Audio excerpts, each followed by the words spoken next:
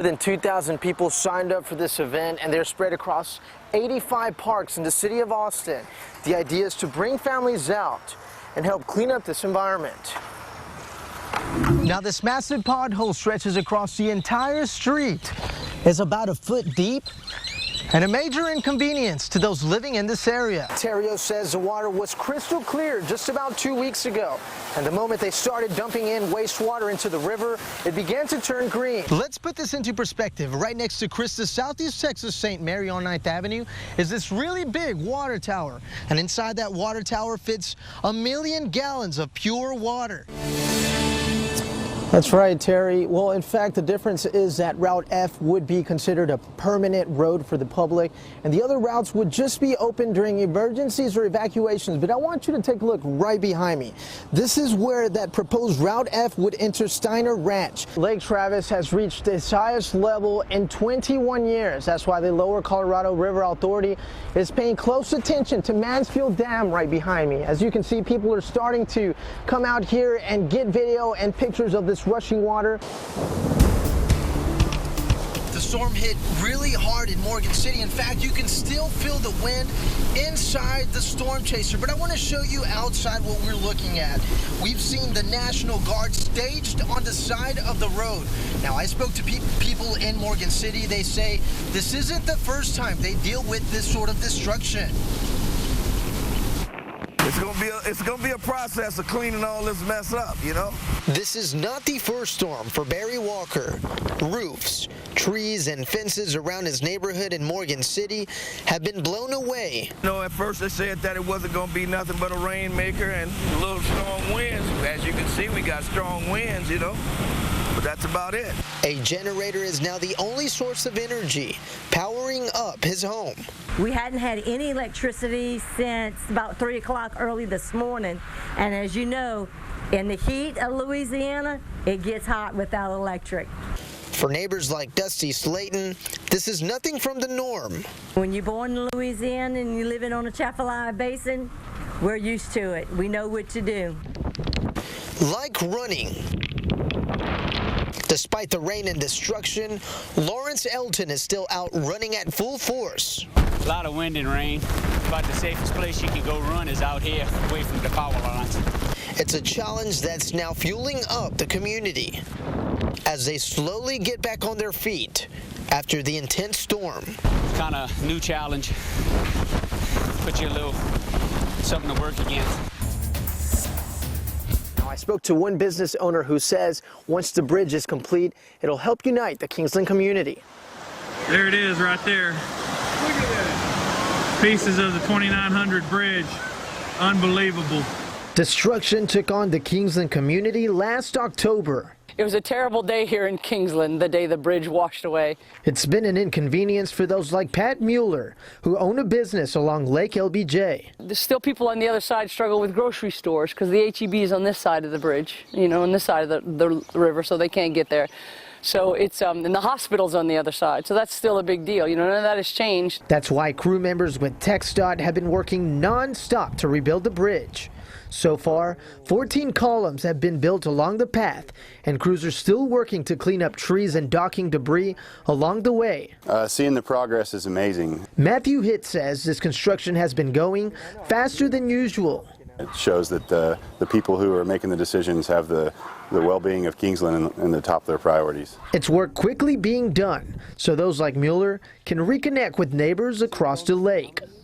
Officials with TxDOT tell me that the bridge is expected to be open before Memorial Day weekend.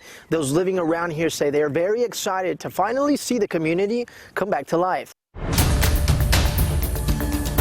A possible tornado damaged a small-town church in San Gabriel. Juan Rodriguez shows us how despite the destruction, there's still some hope.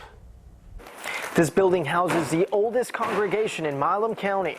Although their building was extremely damaged, their spirit of recovery is alive more than ever. I've discovered the way of gladness. Sometimes you sing. I've discovered the way of joy. To keep from crying. I've discovered relief from sadness. It's a happiness without Aloy. It's not the typical church Sunday for Beverly Spiker. Nobody planned anything. We just all came to church like we would have, except we wore old clothes because we knew there had been a problem. Church building will be 100 years old in 2024. This is the original pulpit that was actually in the building and been here 90 years. An unexpected service for evangelist Billy Bob Cox. The ceiling's gone. The pews we're probably going to have to at least refurbish, if not replace. The little church with just more than 100 church members is now ruined. A possible tornado wreaked havoc inside the San Gabriel Christian Church. We could have been having services when this happened. You know, it's a tremendous blessing. Bibles, pews, and many memories destroyed as this small town place of worship looks forward in recovery, in rebuilding God's home. God's still here. We come to meet him here, but he'll meet us anywhere we are. The pet McCall that greeted people at Wonder World Park in San Marcos is missing. Juan Rodriguez spoke with the caretakers who are now just hoping the exotic bird is returned. Someone just taking her away just breaks my heart. Colorful feathers of bright blue and gold are the only things left behind for a missing macaw. It makes me really sad and angry to the person who done it. Her name was Susie. She always sit right here. And for Walker Williams, it's a feeling of emptiness inside his heart. I really hope that she actually comes back, and I hope that she's warm somewhere. The owners believe the incident happened late Saturday night. The thieves broke into the cage, and by the time they checked in on Susie early Sunday morning, she was gone. It's pretty devastating. You know, she's like a pet. It's like taking someone's dog. She's been in our lives for 20 years. Kristen Williams is caretaker at the park. And she's spent her life here, and she's been a great, huge symbol of the park. We enjoy coming to the park every day, talking with her. She makes us laugh. She mimics all the animals in the park. If you sit out here, you'll hear her say new things all the time. With all the publicity the vanished bird is getting, she's bound to be found. I know she's a feisty girl. She's probably giving them a really hard time. I hope she does, and I hope she returns. Grains of food are now left outside her empty cage in hopes Susie comes back home. I love you more. It's easy to make assumptions about people who are homeless, but what if you spent just a few minutes hearing their stories? Here's Juan Rodriguez. I got stuck in my life, but I'm moving forward. As the winter leaves fall from the branches, Sharika veils hopes to bloom opportunity. I've been homeless. When I first came to Austin, I was homeless. So I do not want to sleep, on the sidewalk anymore. So yeah, I'll stand here for a couple hours, a few days out of the week, because I know I will get work. Bells has been standing around Steck Avenue and Shoal Creek Boulevard, looking for a chance to get back on her feet. You may have some other setbacks in life, but don't let it stop you. Her pillars, her 2 children. My first one's 3 and my second one's 1. Yeah, they're toddlers, babies. Last year, more than 7,000 people were homeless in the city of Austin. You just lose sight and focus of what you want in life, and some people just let it go. It's a vision that's not as clear on the corner of Burnett Road and Research Boulevard. I'm legally blind. I don't see from that eye. This one I only see from the top right corner. So I have about 7% left off my eyesight. Gunnar Peterson works every single day for his survival.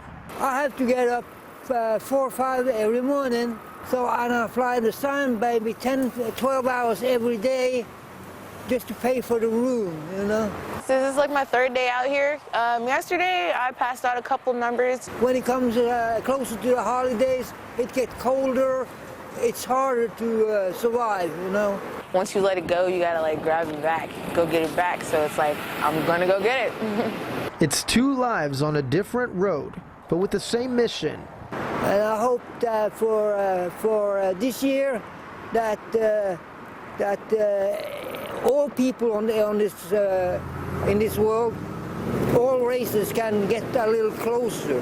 And it just shows where there's a will, there will be a way. You know, there's good people out there, so like, don't be afraid to put yourself out there. And you know, if you have to stand out on the corner until someone notices your weird idea to hopefully like support yourself, people will help you. So it's hard. It is. I'm thankful for still being alive, I guess.